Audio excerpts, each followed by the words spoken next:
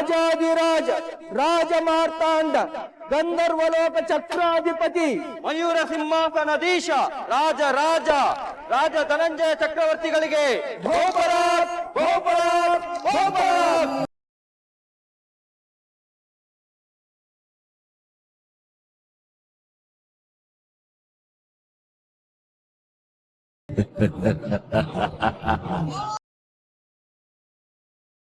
ಮಂತ್ರಿ ಭದ್ರದೇವ, ನಿನ್ನ ರಾಜ ಬಂದಿದ್ದ.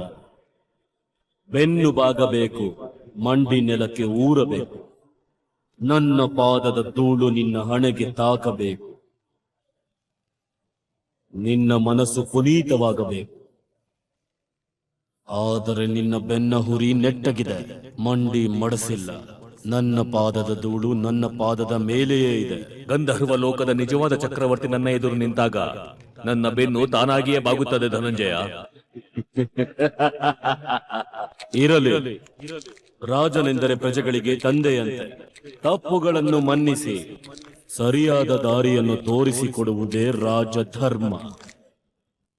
ನಿನಗೆ ಮರ್ಯಾದೆ ಕೊಡುವುದು ನಿನ್ನ ತಂದೆ ಕಲಿಸಿಲ್ಲ, ನಾನು ಕಲಿಸಿಕೊಡುತ್ತೇನೆ.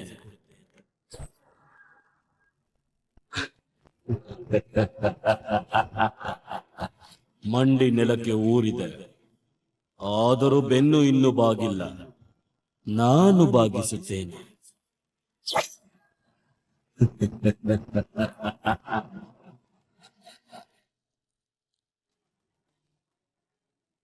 ಮಹಾಮಂತ್ರಿ ಭದ್ರದೇವ, ಮಹಾಮಂತ್ರಿ ಕಾಂತಿದೇವನ ಮಗ, ಮಹಾಮಂತ್ರಿ ಶಾಂತಿದೇವನ ಮೊಮ್ಮಗ. ನೀತಿಗೆ, ನ್ಯಾಯಕ್ಕೆ, ನಂಬಿಕೆಗೆ ಹೆಸರಾದವರು. ಈಗ ರಾಜದ್ರೋಹದ ಆರೋಪ ಹೊತ್ತು ದರಾಶಾಹಿ ಆಗಿದ್ದೀರಿ. ನಿಮ್ಮ ಪೂರ್ವಜರು ನಿಮ್ಮ ಮುಂದೆ ಬಂದು ಕೇಳಿದರೆ ಏನೆಂದು ಹೇಳುವಿರಿ? ಹೆಮ್ಮೆಯಾಗು.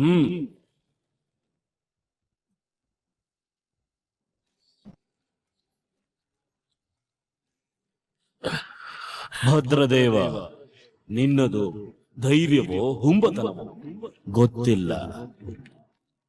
ಬಹುಶಃ ನಿನ್ನದು ಮೂರ್ಖತನವಿರಬೇಕು. ಅದ್ಯಾವುದು ಅಲ್ಲ ಧನಂಜಯ, ರಾಜನಿಷ್ಠೆ. ಗಂಧರ್ವ ಲೋಕದ ನಿಜವಾದ ಅಧಿಪತಿ ಅಥರ್ವ ದೇವನಿಗೆ ರಾಜನಿಷ್ಠೆ. ನಾನು ಗಂಧರ್ವ ಮಯೂರ ಸಿಂಹಾಸನದ ಅಧಿಪತಿ. ನೀನು ಯಕಶ್ಚಿತ್ ಮಂತ್ರಿ. ಹೆಸರಿಡಿದು ಕರೆಯುವ ದುಸ್ಸಾಹಸವೇ ಮಹಾಪ್ರಭು ಎಂದು ಕರೆಯಬೇಕು.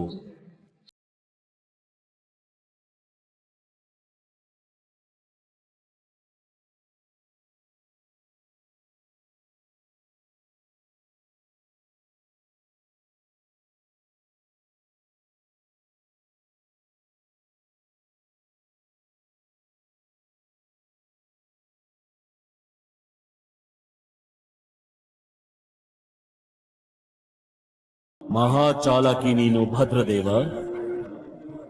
ನನ್ನ ಅಣ್ಣ ಅಥರ್ವದೇವನನ್ನು ಕಾರಾಗೃಹಕ್ಕೆ ಕಳುಹಿಸಿದೆ. ಸರಿಯಾದ ಕೆಲಸ. ಅವನು ರಾಜನಾಗಲು ಅರ್ಹನೇ ಅಲ್ಲ, ಭಾಷಂಡಿ ಅವನು. ಆದರೆ ನೀನೇನು ಮಾಡಿದೆ? ಅವನನ್ನು ಕಾರಾಗೃಹದಿಂದ ಬಿಡಿಸಲು ಪ್ರಯತ್ನಿಸಿದೆ, ಆಗಲಿಲ್ಲ.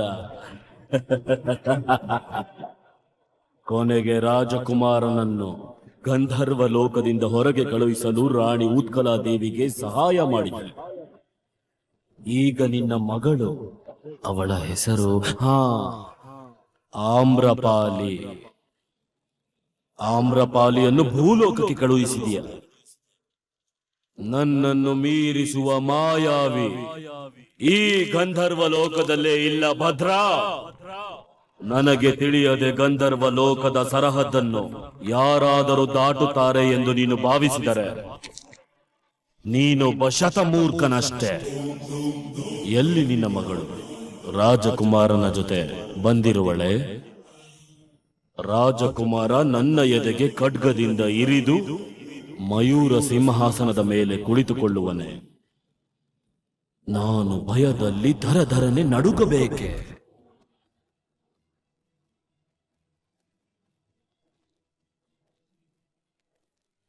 ಯಕಶ್ಚಿತ್ ಗಂಧರ್ವ ಕನ್ಯೆ.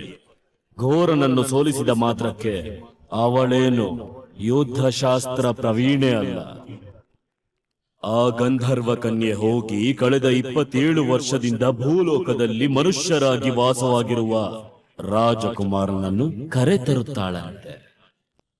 ನಾನು ಅವರ ಮುಂದೆ ಸೋತು ಶರಣಾಗುತ್ತೇನಂತೆ. ನಿಜ ಹೇಳಲೆ ಭದ್ರ, ಜೀವನ ಬೇಸರವಾಗಿದೆ. ನಿನ್ನ ಮಗಳು ಈಗ ಬರುತ್ತಾಳೆ ಆಗ ಬರುತ್ತಾಳೆ ಎಂದು ಕಾದು ಬೇಸರವಾಗುತ್ತಿದೆ. ನಿನ್ನ ಮಗಳು ಏನು ಮಾಡುತ್ತಿದ್ದಾಳೆ ಎಂದು ನೋಡೋಣವೇ?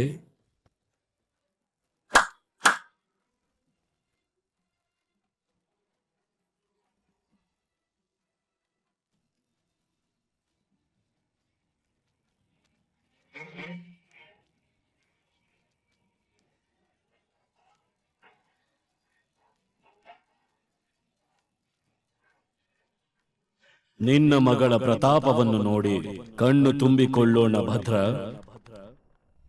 ಆಮ್ರಪಾಲಿ, ಒಂದ್ ಗುಡ್ ನ್ಯೂಸ್ ಇದೆ. ಏನ್ ಗುಡ್ ನ್ಯೂಸ್ ಪ್ರದ್ಯುಮ್ನ? ಆ ಕಳ್ಳ ಅವ್ನ್ ಸಿಕ್ಕಿದಾನೆ. ನಿಜವಾಗ್ಲೂ? ಹೌದು ಆಮ್ರಪಾಲಿ. ಎಲ್ಲಿದ್ದಾನ ಅವನು? ನಾನ್ ಕರ್ಕೊಂಡು ಹೋಗ್ತೀನಿ, ಕಾರ್ ಕೀ ತಗೊಂಡ್ಬರ್ತೀನಿ, ಹೊಡೋಣ. Hi babe. ಅವನ ಹೆಸರು ಬೇಬ್ ಕುಮಾರ್ ಅಂತ. ಏನ್ ಮಗ ಸಮಾಚಾರ? ಪುಟಾಣಿ, ಕಳ್ಳ ಸಿಕ್ಬಿಟ್ರೆ ನನ್ ಪದಕನೂ ಸಿಗತ್ತೆ. ಪದಕ ಸಿಕ್ಕಿದ್ರೆ ನಾನ್ ರಾಜ್ಕುಮಾರನ್ನ ಹುಡುಕಿ ಗಂಧರ್ವ ಲೋಕಕ್ಕೆ ಹೋಗ್ಬೋದು. ಆ ಧನಂಜಯನ ಸಿಂಹಾಸನದಿಂದ ಕೆಳಗಿಳಿಸ್ಬೋದು.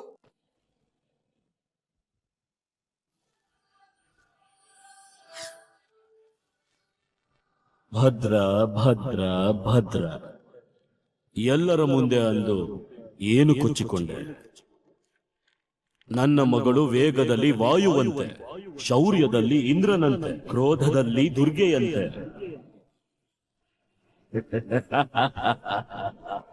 ನೋಡು ನಿನ್ನ ಮಗಳು ಭೂಲೋಕದಲ್ಲಿ ಅವರಂತೆಯೇ ಉಡುಪನ್ನು ಧರಿಸಿ ಅವರಂತೆಯೇ ಮಾತನಾಡುತ್ತಾ ರಾಜಕುಮಾರನ ಸುಳಿವೂ ಇಲ್ಲದಂತೆ ನೀರಿನಿಂದ ಹೊರಗೆ ಬಿದ್ದ ಮೀನಿನಂತೆ ಒದ್ದಾಡುತ್ತಿದ್ದಾಳೆ.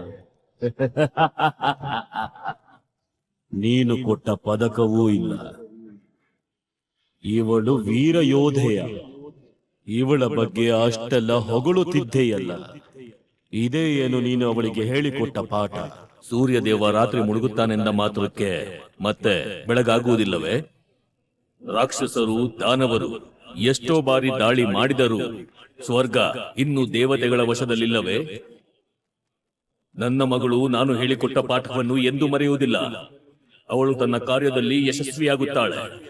ರಾಜಕುಮಾರನನ್ನು ಅವಳು ಹುಡುಕಿಯೇ ಹುಡುಕುತ್ತಾಳೆ. ನನಗೆ ಅವಳಲ್ಲಿ ನಂಬಿಕೆ ಇದೆ. ಅಷ್ಟು ನಂಬಿಕೆಯ ನಿನ್ನ ಮಗಳ ಮೇಲೆ ಮೆಚ್ಚತಕ್ಕ ವಿಷಯವೇ. ನಿನ್ನ ಮಗಳು ರಾಜಕುಮಾರನನ್ನು ಹುಡುಕಿಯೇ ಹುಡುಕುತ್ತಾಳೆ ಎಂದು ಭಾವಿಸಿದ್ದೆಯ? ಅದರಲ್ಲಿ ಅನುಮಾನವೇ ಇಲ್ಲ. ನಿನ್ನ ಮಗಳು ರಾಜಕುಮಾರನನ್ನು ಹುಡುಕಲಿ, ಅವನಿಗೆ ಅವನ ಜನ್ಮ ರಹಸ್ಯವನ್ನು ಹೇಳಲಿ, ಅವನು ನನ್ನ ಮೇಲೆ ಸೇಡು ತೀರಿಸಿಕೊಳ್ಳುವ ಪ್ರತಿಜ್ಞೆ ಮಾಡಲಿ. ಎಲ್ಲವೂ ನಡೆಯಲಿ. ಆದರೆ ನಿನ್ನ ಮಗಳು ಗಂಧರ್ವ ಲೋಕಕ್ಕೆ ಹೇಗೆ ಪ್ರವೇಶಿಸುತ್ತಾಳೋ ನಾನು ನೋಡುತ್ತೇನೆ. ಮಹಾಮಂತ್ರಿ ಭದ್ರದೇವನ ಮಗಳು ವೀರ ಯೋಧೆ ಆಮ್ರಪಾಲಿ ಭೂಲೋಕದಲ್ಲಿ ಸಾವನ್ನಪ್ಪುತ್ತಾಳೆ.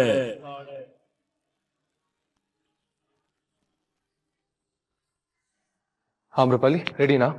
ಹೊಡೋಣ ಬನ್ನಿ. ಅಣ್ಣ, ನಾನು ಬರ್ತೀನಿ. ಬೇಡ ಪುಟಾಣಿ. ಅಣ್ಣ ಪ್ಲೀಸ್.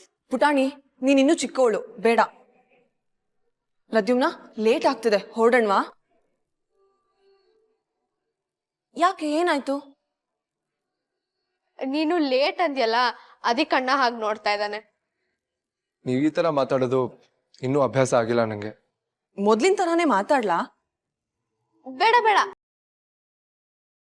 ಇದೇ ಚೆನ್ನಾಗಿದೆ. ಅಣ್ಣಂಗೆ ಅಭ್ಯಾಸ ಆಗತ್ತೆ ಅಲ್ವಾ ಅಣ್ಣ? ಅಣ್ಣ ಕರೆಕ್ಟು, ಪುಟಾಣಿ ಹೇಳಿದೆ ಕರೆಕ್ಟು. ನೀವೀಗ ಮಾತಾಡ್ತಾ ಇರೋದೇ ಸರಿಯಾಗಿದೆ. ಹಾಗಾದ್ರೆ ಹೊರಡಣ್ವಾ ಪ್ರದ್ಯುಮ್ನ? ಇವ್ರ ಪ್ರದ್ಯುಮ್ನ ಅಂದ್ರೆ ನನ್ನ ಎದೆಯಲ್ಲಿ ಯಾಕೆ ಚಾಕು ಹಾಕ್ದಂಗೆ ಆಗತ್ತೆ? ಇವ್ರು ನನ್ನ ಆಪತ್ ಬಾಂಧವ ಅಂತ ಕರೆಯೋದೇ ಇಲ್ವಾ? ಪ್ರದ್ಯುಮ್ನ ಹೊರಡೋಣವಾ? ಬನ್ನಿ. ಎಲ್ಲಿ ಹೊರಟ್ರಿ? ಅಮ್ಮ, ಅವತ್ತು ಆಮ್ರಪಾಲಿ ಆ ಕಳ್ಳನ ಬಗ್ಗೆ ಹೇಳ್ತಾ ಇದ್ರು, ನೆನ್ಪಿದ್ಯಾ? ಹಾ, ನೀವ್ ಶಾಪಿಂಗ್ ಹೋದಾಗ ತಾನೆ? ಆ ಕಳ್ಳ ಸಿಕ್ಕಿದ್ದಾನೆ ನೋಡು.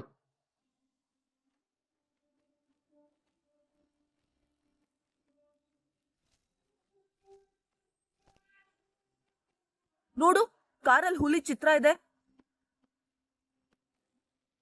ಆಮ್ರಪಾಲಿ,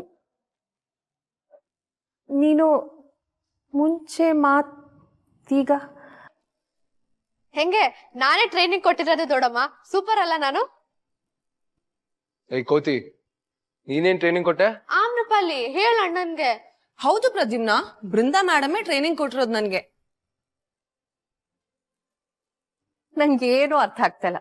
ಒಟ್ಟಲ್ಲಿ ನೀನ್ ನಮ್ ತರ ಮಾತಾಡ್ತಿದ್ಯಲ್ಲ, ಅದೇ ಖುಷಿ. ನಿನ್ನೆವರೆಗೂ ನಾಟಕದವ್ರ ತರ ಮಾತಾಡ್ತಿದ್ದೆ, ಈಗ ಹೆಂಗೆ ಸಡನ್ ಆಗಿ?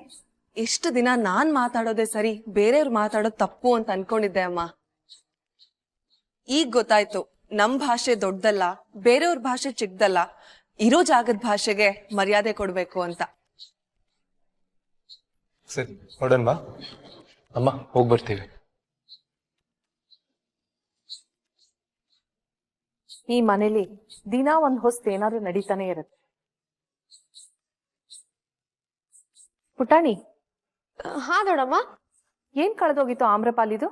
ಅದು ದೊಡಮ್ಮ, ಅವಳ ಹತ್ರ ಒಂದ್ ಪದಕ ಇತ್ತು, ಅದೇ ಲಾಕೆಟ್ ಅಂತಾರಲ್ಲ ಅದು.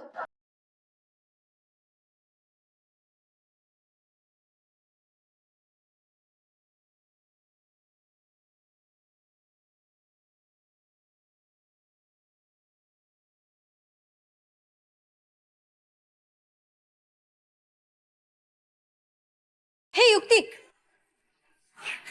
ಏನ್ ಮಾಡ್ತಿದ್ಯಾ ನೀನು?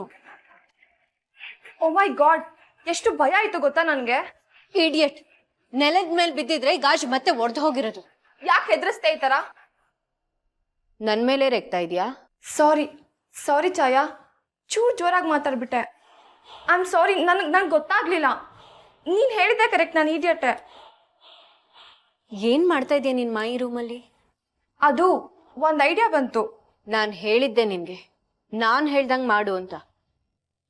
ಹ್ಞೂ, ಆದ್ರೆ ಮತ್ತ್ಯಾಕೆ ಇಲ್ಲಿಗೆ ಬಂದಿದ್ಯಾ? ಗೋಲಾ ಹೋದ್ಸತಿ ನಿನ್ ಕೈಲಿದ್ದಾಗ ಏನಾಗಿತ್ತು ಅಂತ ಗೊತ್ತಿದೆ ತಾನೆ? ಮಾಯಿ ನಿನ್ನ ಈ ಮನೇಲಿ ಇರೋದಕ್ ಬಿಟ್ಟಿರೋದೇ ದೊಡ್ಡ ವಿಷಯ. ಇನ್ನೊಂದ್ಸತಿ ಒಡ್ದ್ ಹಾಕಿ ಮನೆಯಿಂದ ಆಚೆ ಹೋಗಕ್ ಇಷ್ಟನಾ? ಇಲ್ಲ, ಆದ್ರೆ ನಡಿ ಹಾಗಿದ್ರೆ. ಒಂದ್ ನಿಮಿಷ ನನ್ ಮಾತು ಕೇಳು ಪ್ಲೀಸ್. ಏನು? ನನ್ಗೆ ಮನೆಯಿಂದ ಹೊರಗೆ ಹೋಗಕ್ಕೆ ಸ್ವಲ್ಪನೂ ಇಂಟ್ರೆಸ್ಟ್ ಇಲ್ಲ. ಆದ್ರೆ ಆಮ್ರಪಾಲಿ ಮನೆಯಿಂದ ಹೊರಗಡೆ ಹೋಗೋದ್ರಲ್ಲಿ ಫುಲ್ ಇಂಟ್ರೆಸ್ಟ್ ಇದೆ. ಏನ್ ಹಾಗಂದ್ರೆ? ಈಗ ಇನ್ನೊಂದು ಹೊಸ ಐಡಿಯಾ ಬಂತು.